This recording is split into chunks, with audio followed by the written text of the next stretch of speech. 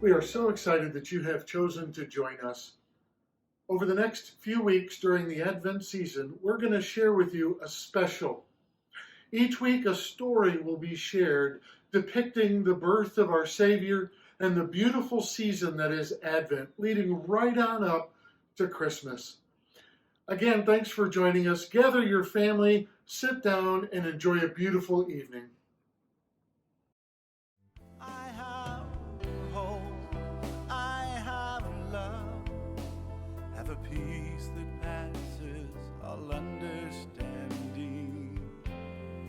I have grace, I have mercy, have a God who loves me. Hope. In the course of our lives, so much passes through our hands. Money, checks, bills, keys to cars, deeds to homes, letters from friends well remembered and friends half forgotten. But no matter whatever else slips through our fingers, we must never lose our grip on hope. We need hope. As those who belong to Jesus Christ, we understand that hope is more than positive mental attitude or a vague, wistful longing for better times. Hope is a person with a strong, warm grip and compassionate eyes. Hope is someone who loves us with incredible passion and refuses to surrender us to the dark designs of a passing world. Hope was born on a silent night in a village called Bethlehem, died on a Roman cross, and burst forth from the tomb 3 days later. Hope is alive forevermore, brighter than the sunrise, scattering earth's darkest shadows. Reach for hope, and you will find him. Keep him for yourself and give him away. Our very purpose in living rests in the blessed hope of Jesus. It will always be more than enough.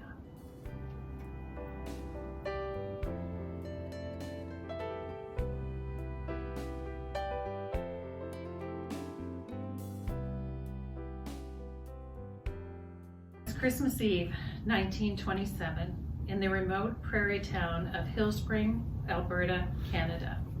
Mary Thomas Jepson was getting her 6 small children ready for bed. She thought her heart would break as she watched 5 of her children dance around in the small house, excited to hang their socks for Santa to fill. Her oldest daughter, Ellen, sat subdued and sullen in a corner of the cold 2-room house. Ellen's heart was heavy for a 10-year-old, but she understood the reality of what tomorrow would bring. She felt that her mother was cruel to let the children get their hopes up when she knew very well there would be nothing to fill the socks. They would be lucky to have a little mush for breakfast, as there was only a small amount of wheat and corn left. The winter had just started, and already it was cold and harsh. The milk cow had died the week before from starvation and severe weather conditions, and the last 2 or 3 chickens had stopped laying eggs about a month before. Mary helped each one of her children hang a little darned and mended sock. She tried to persuade Ellen to hang one too, but Ellen just sat there shaking her head and mumbling, "Mom, don't do this. Don't pretend." After the socks had been hung, Mary read the Christmas story from the Bible and then recited a few Christmas poems from memory. And memories of her own happy childhood living in the United States flooded her mind. She was the next to youngest of a very large and loving family. Although they'd been pioneers in a remote area of Idaho, her mother and father had made life, and especially Christmas, very exciting and memorable. Before Ellen went to bed, she pleaded with her mother to tell the children the truth. Mary kissed her daughter goodnight and whispered, "I can't, Ellen. Don't ask me why. I just cannot tell them." It was almost midnight and the other children had been asleep for hours, and Mary's husband Leland had gone to bed too, feeling like a broken man. like he had failed his family completely. Mary sat by the fire reading the Christmas story from the Bible over and over again. Her mind drifted to her plight here in this God-forsaken land of ice and snow.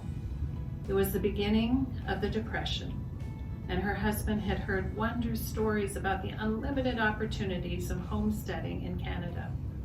After 2 years of not being able to find work in the United States, and after a flood had destroyed their small home in Willard, Utah, he had decided to move his family to Canada. They were 5 or 6 years too late to cash in on the rumored opportunities.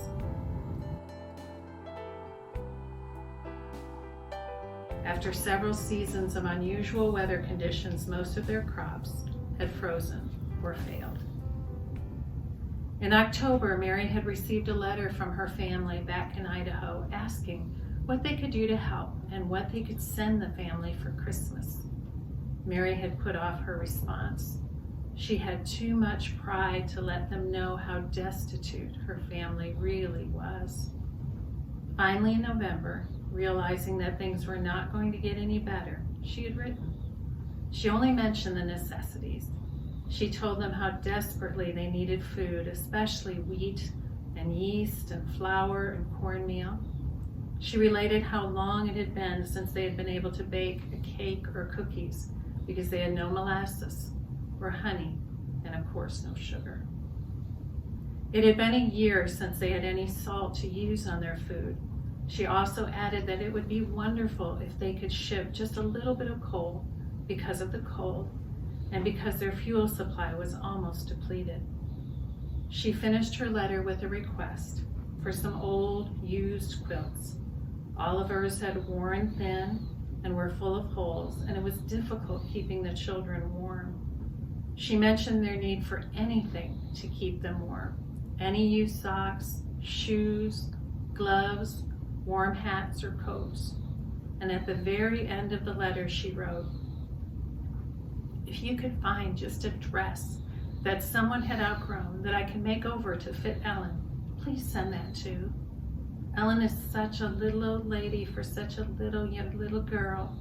She carries the worries of the whole family on her thin shoulders. She has only one dress, and she wears it all the time, and it is patched and faded. She has outgrown it, and I would like so very much to fix something up nicer for her." The week before Christmas, Leland hitched up the horse and sleigh and made the 3-hour round trip from Hill Spring into the town of Cardston every day to check at the train station and post office whether a package had come from their family in Idaho. Each day he received the same disappointing answer. Finally, on the day before Christmas, he went into Cardston first thing in the morning, and he eagerly waited for the mail delivery. He left in the early afternoon to get home before dark, and he left empty-handed. He wept openly as he rode home, knowing he would have to explain to Mary that perhaps the package would arrive the day after Christmas or the next week, but that it had not made it in time for the big day. Mary suddenly awoke from her reminiscent sleep with a chill. The old clock on the wall said it was 3:30 a.m. The fire in the stove was all but out. She decided to add a little more fuel so it wouldn't take so long to start in the morning. She looked over at the little limp socks still hanging by the fireplace and felt a similar emptiness in her heart. Outside, the wind was blowing at more than 70 miles per hour. The snowstorm had intensified. Mary was about to put out the lantern and go to bed for a few short hours when she heard a quiet knock at the door. She opened the door to find a man standing there, and in all her life she had never seen anyone look more like her vision of Santa Claus. He was covered with ice and snow and had a long beard made white from the snow. His hat, his gloves, his boots were also white, and for a moment, Mary thought she was dreaming. It was the mailman, Mr. Scow, from Cardston, who had known the plight of the Jepson family. He told her that he knew they had been waiting for packages from Idaho, and he knew there would be no Christmas without them. That evening, as he was finishing up a long day of delivering mail all around town, he was glad to be going home. His horse was exhausted and frozen, as that day there had been one of the worst blizzards of the year. He was relieved to put his horse in the barn, park his sleigh, and return to the warmth of Christmas Eve at home with his family. But just as he was leaving, someone from the train station came running up to him and told him that 10 large crates had just arrived from the States for the Jepson family.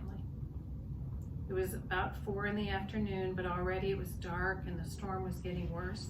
They both decided that there was nothing they could do about delivering the crates that night. But they would be sure the Jepsons received them the day after Christmas. The mailman told Mary that when he went home, he had a disturbing feeling, and after discussing it with his wife, they decided that he needed to deliver the crates that night. He would have to find someone who would let him borrow a fresh horse and a sleigh with sharp running blades.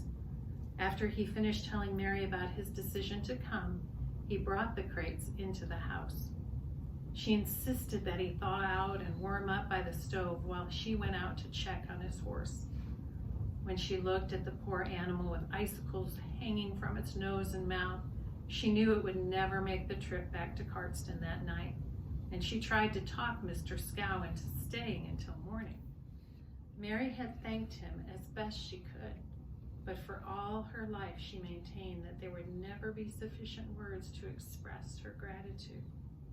After all, she would say, how do you thank someone for a miracle, and a Christmas miracle at that? As soon as he left, Mary began to unpack the crates. She only had an hour or so before the children would awaken. At the top of one of the crates, she found a letter from her sisters, and she began to read the incredible account, tears streaming down her face. They told her that quilting bees had been held all over the valley, and from these 6 thick, warm, beautiful quilts were included. They told her of the many women who had sewn shirts for the boys and dresses for the girls, and of the others who had knitted warm gloves and hats. The donation of socks and shoes had come from people from miles around. The local church had even held a bazaar to raise the money to buy new coats and new scarves for the whole family. All of the sisters, the nieces, cousins, aunts, and uncles had gathered to bake the breads and make the candy. There was even a crate half full of beef that had been cured and packed so that it could be shipped, along with 2 or 3 slabs of bacon and 2 hams. At the close of the letter, her sisters said, "We hope you have a Merry Christmas, and thank you so much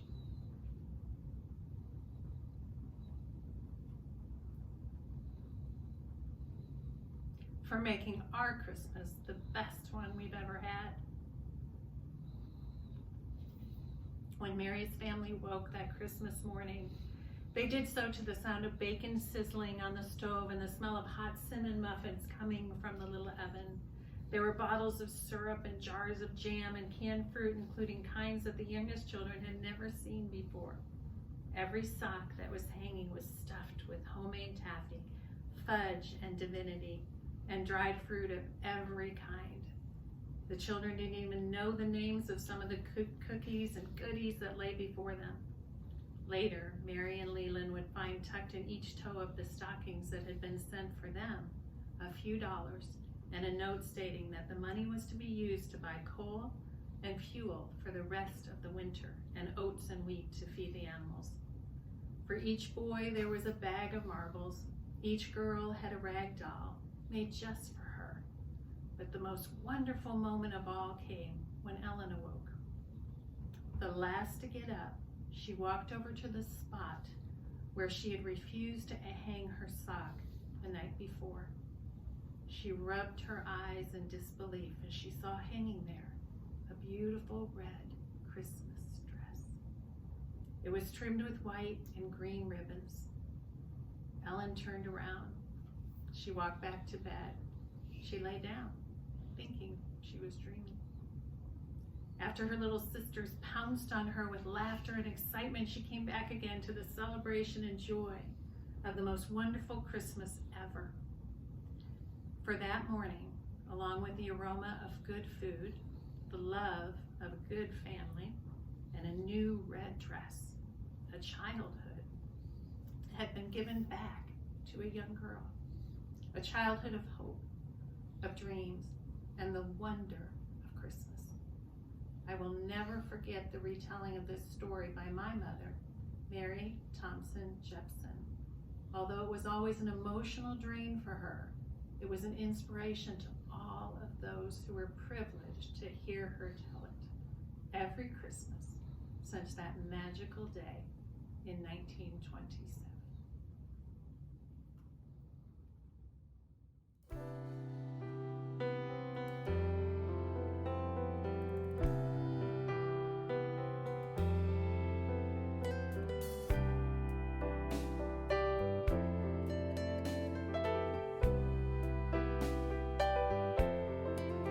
In these days of trying times, I find myself losing the fight. Then I realize what I have and what I cannot lose. I have hope, I have love, have a peace that passes all understanding. I have grace, I have mercy, have a God who loves me, and He will never leave.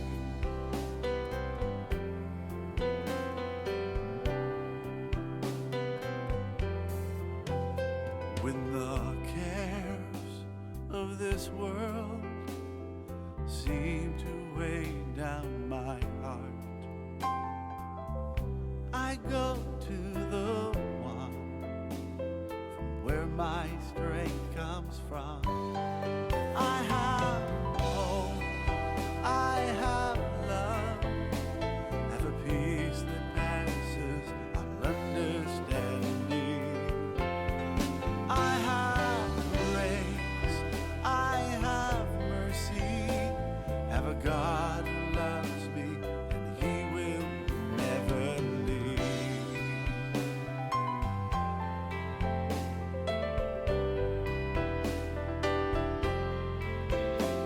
The wind of change may come, and the storms of life